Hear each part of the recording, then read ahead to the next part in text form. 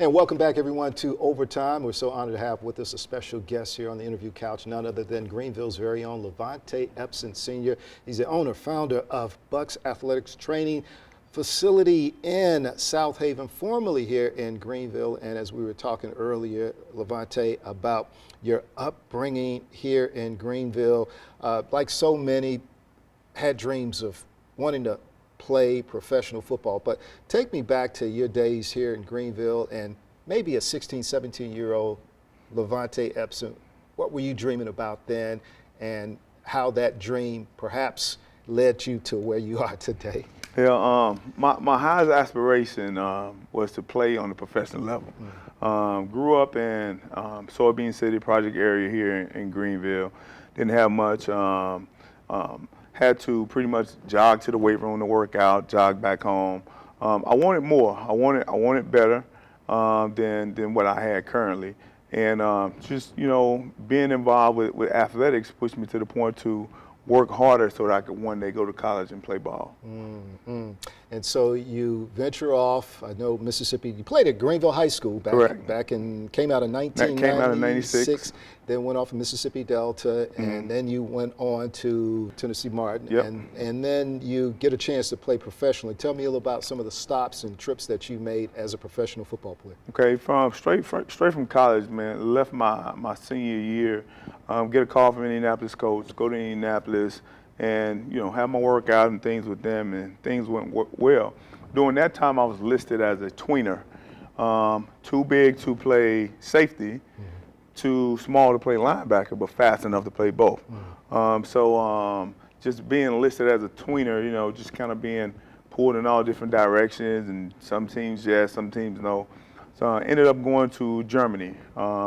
Played ball in Germany for a year. I was there the year the World Trade Center went down, so that's how I remember that. Left there and didn't get a call back from NFL. Ended up going to Arena Football League. I don't know if you remember Coach Bird from Mississippi Valley.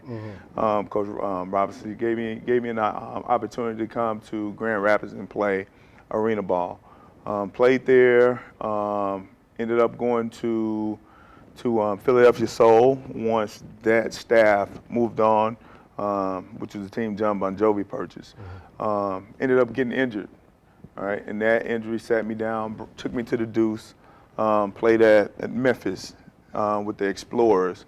Left there and went back to Grand Rapids and finished up my career there. And injuries took a toll on your body, right? Injuries took a toll on my body. Ankle injury, foot.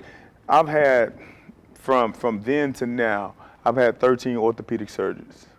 And people look at me and say that's a lot. However, I'm still functional. I still have my quality of life, which is extremely important. And I credit that to strength and conditioning, proper strength and conditioning, what we call functional strength and conditioning. And it all comes a time for all of us, all these athletes and guys that dream to make it as athletes on the pro level, that you have to let go. How tough was that, and how did you know it was time?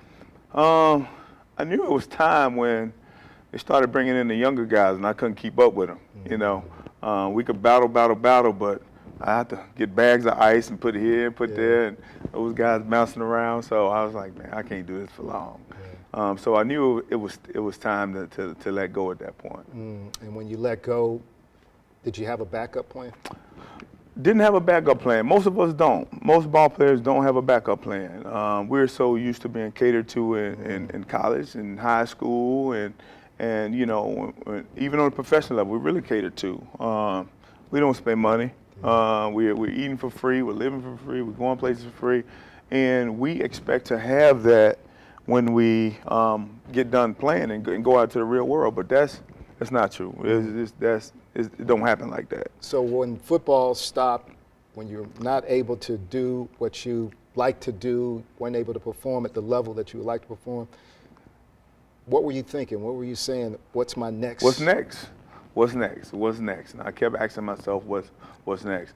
So I was introduced to National Strength and Conditioning Association, and through National Strength and Conditioning Association back in 2000. 2008, 2007, something like that. I went through a program called Fly Solo with National Strength and Conditioning Association.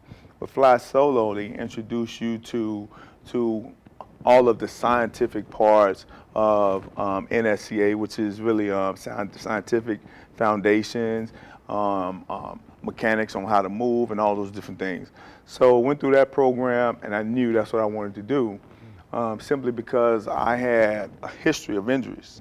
And I knew that if we went through the proper training, we would reduce the risk factors of injuries. Wow. And so you start again your training facility here in Greenville, 2012. Did you foresee that it would take off the way it has? Did it exceed your expectations? Absolutely didn't see it, and it has definitely exceeded expectations.